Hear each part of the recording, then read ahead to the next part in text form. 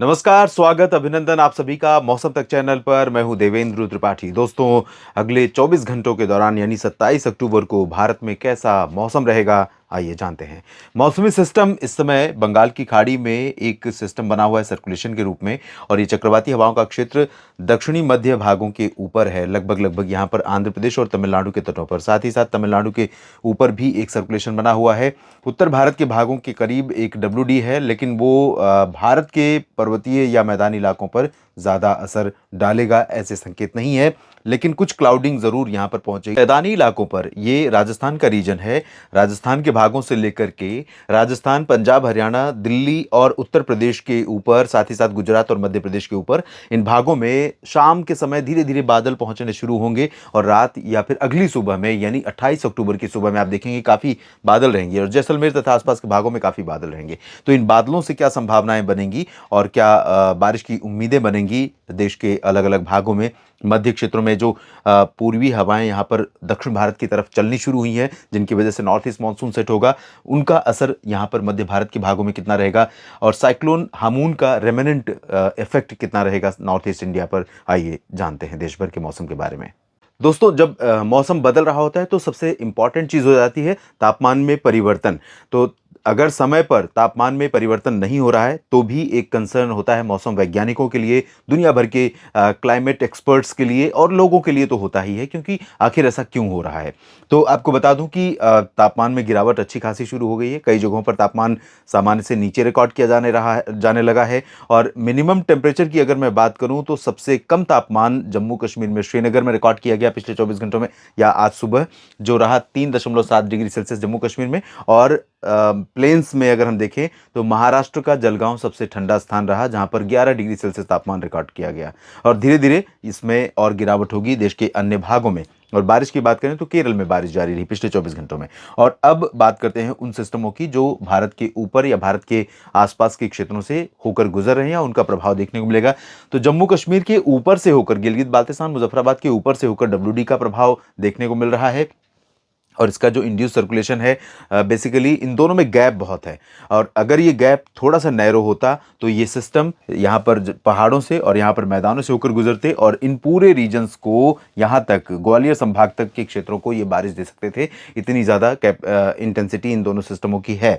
लेकिन जो सिस्टम ऊपर से गुजर रहा है वो गिलगित बाल्टिस्तान, मुजफ्फराबाद या लद्दाख या जम्मू कश्मीर, हिमाचल प्रदेश और उत्तराखंड, इन भागों को प्रभावित नहीं करेगा। यहाँ पर बारिश या हिमपात होने की संभावना 27 अक्टूबर को फिलहाल नहीं है। मैदानी इलाकों की जहां तक बात है तो पंजाब में अमृतसर, जालंधर, पठानकोट, फजिल्का, फरीदकोट या लुधियाना, पटियाला, और अगर हरियाणा की बात करें तो पंचकुला, अंबाला से लेकर करनाल, रोहतक और गुरुग्राम, फरीदाबाद या हिसार, सिरसा, इन सभी भागों में शुष्क मौसम रहेगा। राजस्थान में भी शुष्क मौसम रहेगा। उत्तर प्रदेश में भी बारिश की संभावना बिल्कुल नहीं है, और दिल्ली में भी बारिश नहीं होनी है। मौसम मुख्यतः शुष्क बना रहेगा पूरे रीजन में।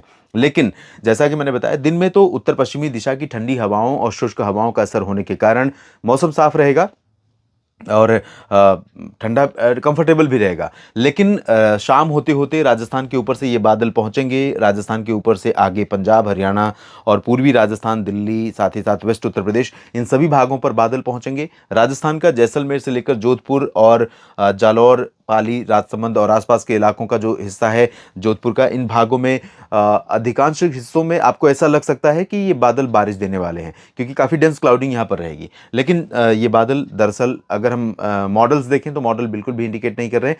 पैची शावर्स कहीं पर हो जाए जैसलमेर या बाड़मेर में तो कह नहीं सकते। बाकी जगहों पर राजस्थान में शुष्क मौसम रहेगा, और पंजाब, हरियाणा, दिल्ली में भी शुष्क मौसम ही रहेगा।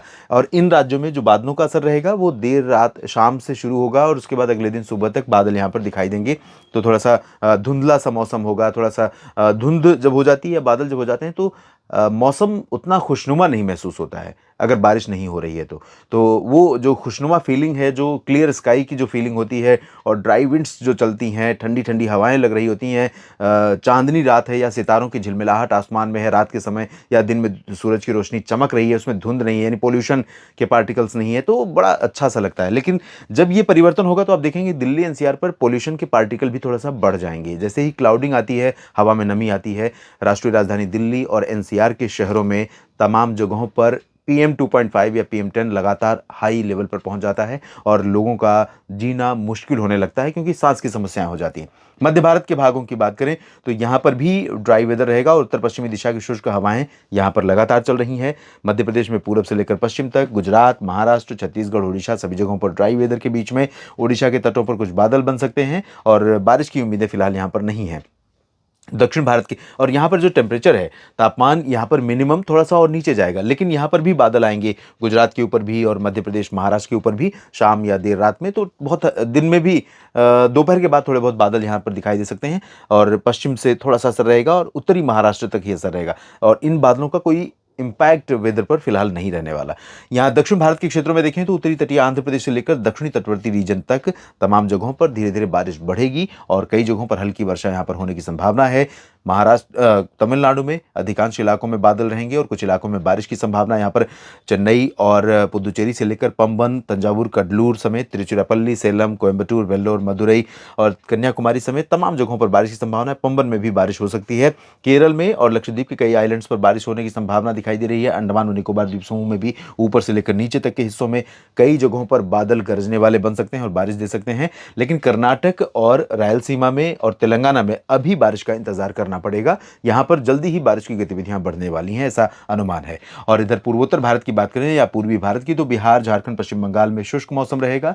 थोड़ी सी पूर्वी हवाएं अभी चल रही हैं, वो धीरे धीरे हटने लगेंगी और उत्तर पश्चिमी दिशा की हवाएं यहाँ पर बढ़ने लगेंगी, जिसकी वजह से दरभंगा, किशनगंज, पूर्णिया, अररिया, भागलपुर, पटना, वैशाली, गया से लेकर बक्सर, कैमूर, सिवान तक, इधर दुमका, देवघर, डाल्टनगंज से लेकर रांची, जमशेदपुर और कोलकाता समेत तमाम जगहों पर पश्चिम बंगाल में तापमान में गिरावट होगी और मौसम थोड़ा सा ठंडा होने लगेगा। उप हिमालय पश्चिम बंगाल, सिक्किम और पूर्वोत्तर भारत में कुछ स्थानों पर हल्की फुल्की वर्षा होने की संभावना नजर आ रही है।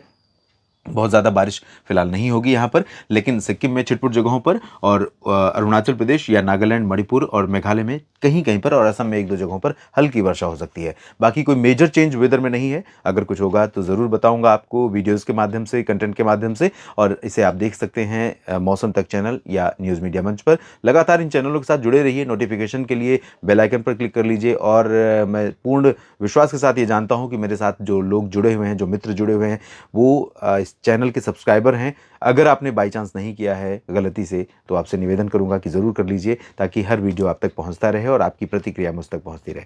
और एक बार फिर से कहूंगा, अपनी प्रतिक्रिया ज़रूर लिखिए कमेंट बॉक्स में अपने क्षेत्र के मौसम के बारे में, और आपकी उम्मीदें क्या हैं और क्या पूर्वानुमान आपके काम का होता है, क्या जानकारियाँ सटीक होती हैं और जानकारियाँ ठीक लगती हैं तो लाइक और शेयर ज़रूर कीजिए। धन्यवाद।